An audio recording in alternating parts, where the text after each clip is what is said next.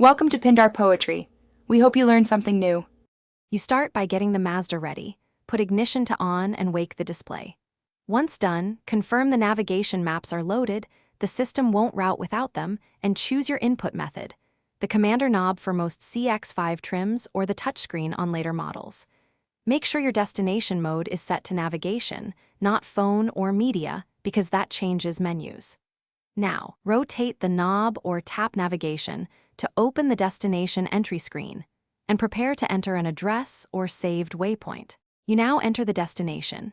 Pick address, POI, or a saved location. Selecting the city first narrows results faster.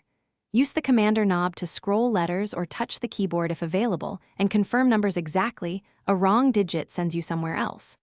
Once the address is selected, check route options and pick fastest or shortest and toggle avoid tolls or highways if needed. After confirming, press start.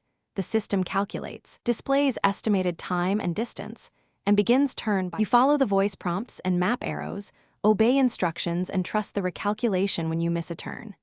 If the system lags or shows wrong lanes, first try recalculate or restart route from the navigation menu. That forces a fresh path. If GPS signal drops, safely pull over, power the car off for 30 seconds, then restart. Make sure the GPS antenna or map SD card is seated.